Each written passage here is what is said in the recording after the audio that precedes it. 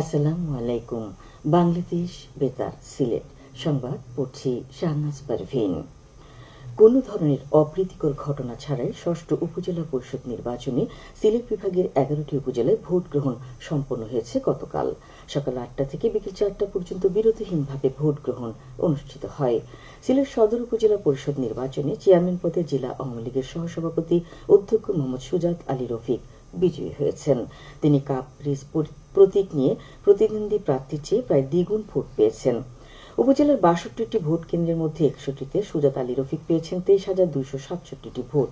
তার নিকটতম প্রতিনিধি হিসেবে আনারস প্রতীকের প্রার্থী আওয়ামী লীগ নেতা মোহাম্মদ শামসুল ইসলাম টুনি পেয়েছেন ১৩,৮৬৩টি ভোট।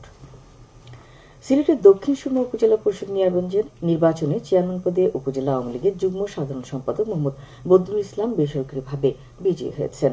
তিনি টেলিফোন প্রতীক নিয়ে ২০,৬১৫টি ভোট পেয়ে চেয়ারম্যান নির্বাচিত হয়েছেন। তার নিকটতম প্রতিনিধি উপজেলা সাধারণ সম্পাদক অ্যাডভোকেট মোহাম্মদ শামীম আহমেদ মোটরসাইকেলে পেয়েছেন ১৪,৯৫৫টি ভোট। সিলেটের গোলাপগঞ্জ উপজেলা পরিষদ নির্বাচনে চেয়ারম্যান পদে মঞ্জুর কাদিল শাফি চৌধুরী এলিম পুনরায় বিজয়ী হয়েছেন। দোয়াত কলম প্রতীক নিয়ে তিনি পেয়েছেন ৩৭,৭৮৯টি ভোট।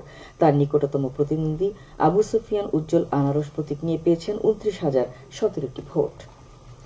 বিশ্বনাথ উপজেলা পরিষদ নির্বাচনে পুনরায় চেয়ারম্যান নির্বাচিত হয়েছেন বিএনপি ঘরানার প্রবাসী মোহাম্মদ সুহেল আহমেদ চৌধুরী।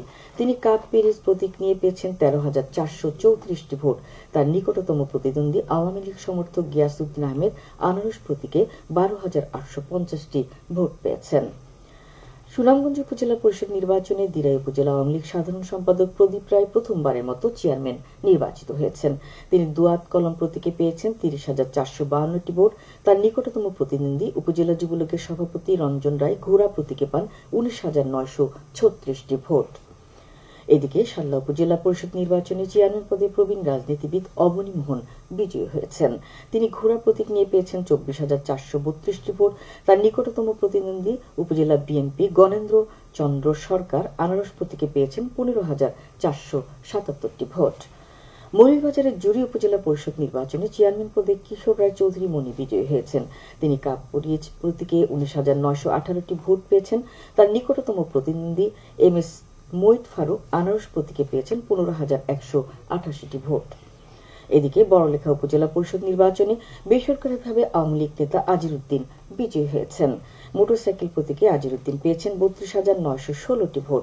তার নিকটতম প্রতিদ্বন্দ্বী বর্তমান উপজেলা চেয়ারম্যান সোয়েব আহমেদ ঘোড়া প্রতীকে পেয়েছেন ২৮,৩৬৯টি ভোট।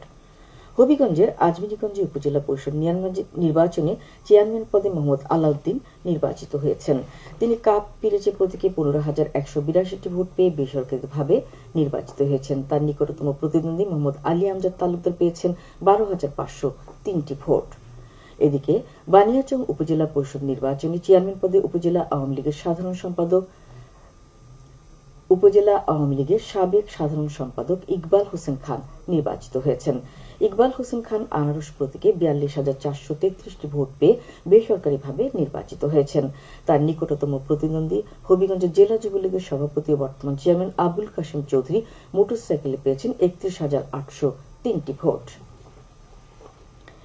প্রবাসী কল্যাণ ও বৈদেশিক কর্মসংস্থান প্রতিমন্ত্রী শফিকুর রহমান চৌধুরী এমপি ৩ দিনের সরকারি সফরে সিলেট আসছেন। আজ তিনি আগামীকাল বিকেল ৪টায় সিলেট বিভাগীয় কমিশনার কার্যালয়ের উদ্যোগে মোহাম্মদ আলী জিমনেশিয়ামে ডিজিটাল বাংলাদেশ থেকে স্মার্ট বাংলাদেশ উত্তরণ সেমিনার, পুরস্কার বিতরণ ও সমাপনী অনুষ্ঠানে অংশগ্রহণ করবেন।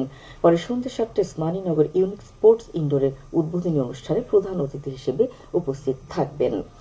আগামী শনিবার সকাল 10:30টায় ইউসেফ বাংলাদেশের ৫০ বছর পূর্তি উদযাপন উপলক্ষে খাদিমনগর বটেশ্বরে আয়োজিত অনুষ্ঠানে প্রধান অতিথি হিসেবে উপস্থিত থাকবেন। বিকেল ৩:৩০টায় ওসমানীনগর উপজেলা নির্বাহী কর্মকর্তার কার্যালয়ে উপজেলার সকল কর্মকর্তার সাথে মতবিনিময় করবেন। এবারে শুনুন কৃষি সংবাদ। দেশে রপ্তানিযোগ্য মাছ কুচিয়া উৎপাদনের ১১% জন্মে হবিগঞ্জ জেলার হাওরে, যার আন্তর্জাতিক বাজারে মূল্য প্রায় ৫ কোটি টাকা। হবিগঞ্জে কুচিয়া মাছ ধরা ও মজুতকরণ শীর্ষক কর্মশালায় গতকাল এই তথ্য জানানো হয়। বাণিজ্য মন্ত্রণালয়ের fishery products business promotion council ও Bangladesh live and chill food exporters association এই কর্মশালার আয়োজন করে। নবীগঞ্জ ও বানিয়াচং উপজেলার ৫০ জন কুচিয়া আহরণকারী এবং আড়তদার এতে অংশ নিয়েছেন। খেলার খবর ক্রিকেট। সিলেট জেলা স্টেডিয়ামে ৬৮ রানে 11 ব্রাদার্সকে পরাজিত করে। সিলেট জেলা স্টেডিয়ামে টসে জিতে প্রথমে ব্যাট করে হোয়াইট মোহন ক্লাব ৩৫ ওভারে ৭ উইকেট হারিয়ে ১৬১ রান করে। জবাবে 11 ব্রাদার্স ক্লাব ২৫ ওভার ৫ বলে ৯৩ রানে গুটিয়ে যায়। সবশেষে আবহাওয়া। সন্ধ্যে